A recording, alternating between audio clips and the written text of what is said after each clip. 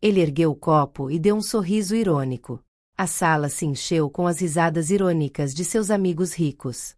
Eles lhe deram tapinhas no ombro como se ele fosse um rei. Meu aniversário, minha noite, se tornaram o palco para sua crueldade. Ele zombou de mim, apontou meus defeitos e até brincou sobre a sorte que eu tinha em tê-lo. Deixei que rissem. Deixei que ele se perdesse em sua performance.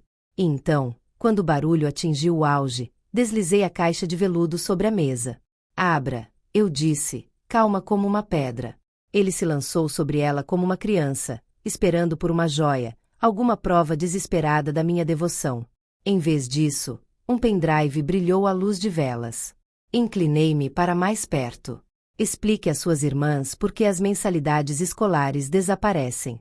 Aos seus pais, porque a casa e os carros deles desaparecem em minutos.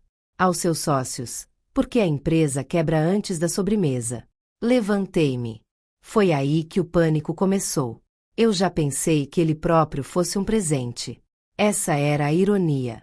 Ele entrou na minha vida com charme transbordando de cada palavra, com uma ambição que eu confundia com força. Nós nos conhecemos em um jantar de um amigo em comum. Ele ajustou minha cadeira, fez perguntas que me fizeram sentir vista. E naqueles primeiros meses, ele me convenceu de que eu era importante. Eu acreditei nele. Eu o defendi. Eu construí com ele.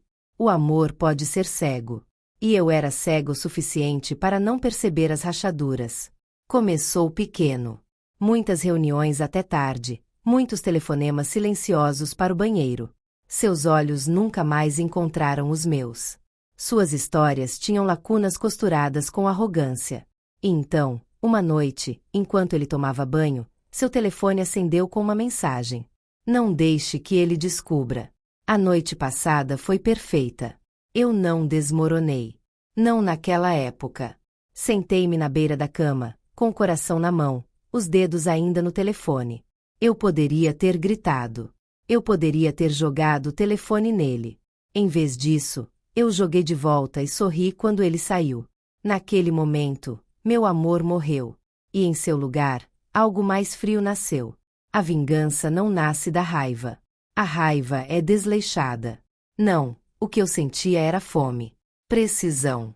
Eu queria que ele não apenas se machucasse, mas que desmoronasse. Comecei pequeno e em silêncio. Primeiro, estudei suas fraquezas, suas dívidas, seus investimentos arriscados, os empréstimos que ele havia escondido. Eu sabia mais sobre suas contas do que ele. Ele deixou rastros por toda parte. A arrogância o cegou para os detalhes. Segundo, reuni evidências. Capturas de tela, e-mails, gravações. Cada mentira que ele contava se tornou uma arma no meu arsenal. Eu nunca o confrontei.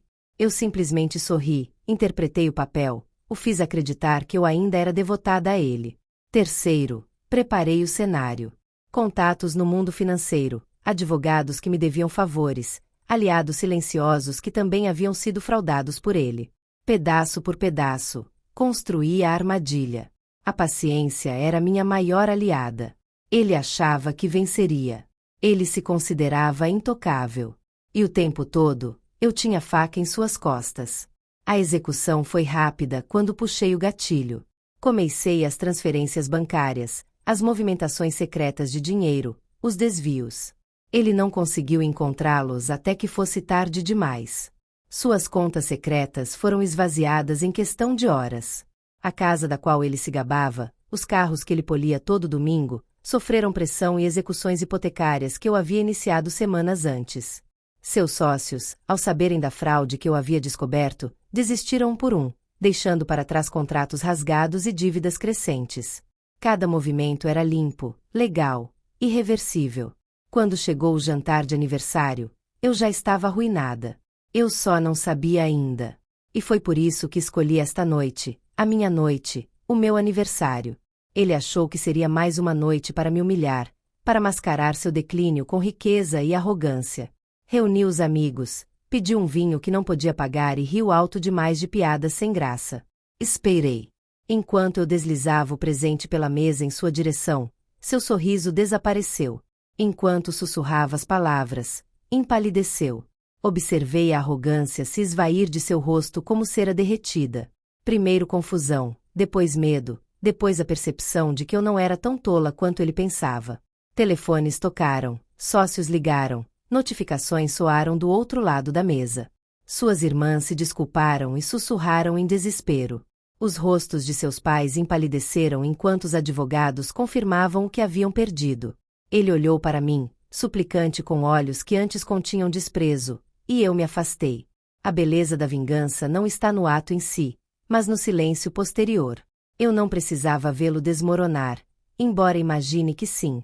Eu não precisava ouvir suas desculpas, mesmo sabendo que ele as estava pedindo. Minha satisfação estava no controle, na precisão, em como elas soavam sem que eu levantasse um dedo. As pessoas costumam perguntar: eu faria de novo? Sim, sem hesitação. Porque a traição merece mais do que raiva. Merece um acerto de contas. E eu dei a ele. Agora durmo bem. Minhas noites são minhas novamente. O eco do seu riso não me assombra mais. Às vezes, olho para trás, não com saudade ou arrependimento, mas com clareza. Ele acreditava que eu era dele. Ele me considerava fraca, dispensável, alguém a ser ridicularizado. Mas eu era a tempestade silenciosa que ele nunca viu chegando. E quando a tempestade passou, nada restou dele.